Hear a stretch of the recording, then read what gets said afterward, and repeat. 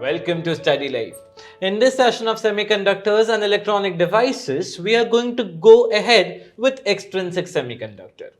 Extrinsic semiconductor is an impure type of semiconductor wherein we have added impurities of trivalent third group of the periodic table on elements from the fifth group of the periodic table. If I have added elements from the fifth group, it is called as N-type semiconductor. If I have added elements from the third group, it will be called as P-type semiconductor. In this video today, we are going to discuss about our N-type semiconductor. What happens when you add an element from the fifth group? Let's start.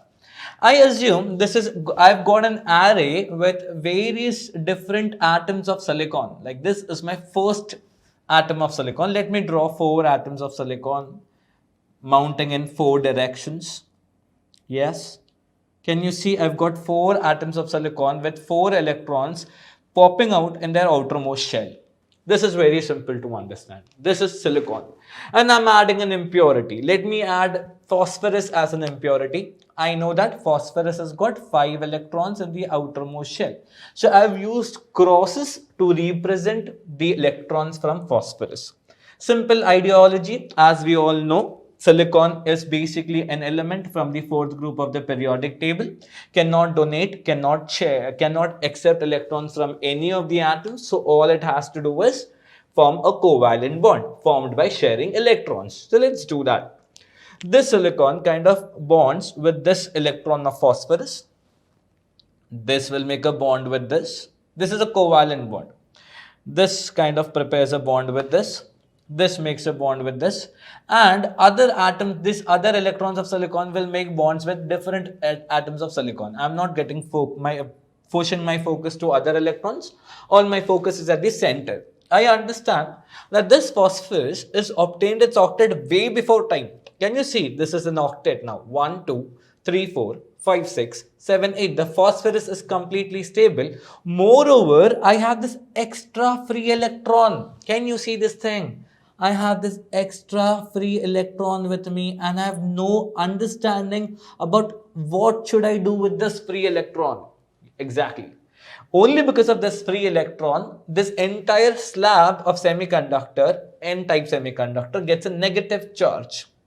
And I understand that a good number of electrons is formed into this process. Okay. You might be wondering, sir, how many atoms of impurity should you add in a slab of semiconductor? It is observed that one atom of impurity, one impure atom in 10 to the power 5 atoms of semiconductor, of silicon atoms, works perfectly fine. In 10 to the power 5 silicon atoms, just one atom impurity works perfectly great. We don't have to worry about whether this is less or whether that is more or anything like that. Okay, let's work on any. I've said that in here, the number of free electrons is a huge value.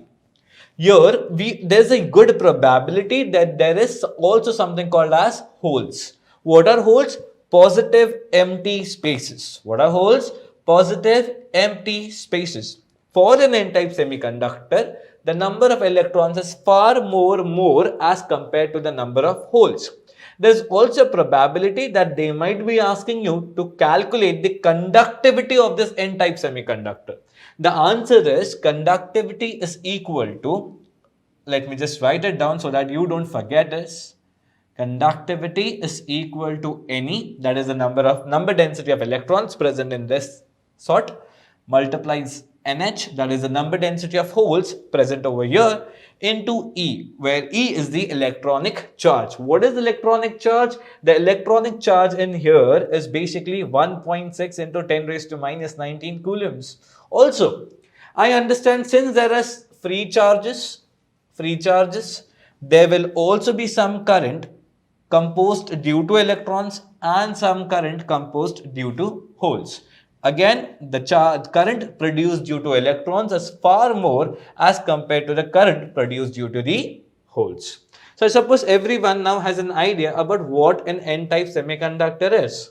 What are the impurities added? How does it help? This free electron over here kind of helps in improving the conductivity of a semiconductor. Our intrinsic semiconductors were only capable of conducting electricity if they were taken at a higher temperature. And that higher temperature resulted in the breaking of covalent bonds, and that the free electrons, due to the breakage of the covalent bonds, provided conductivity.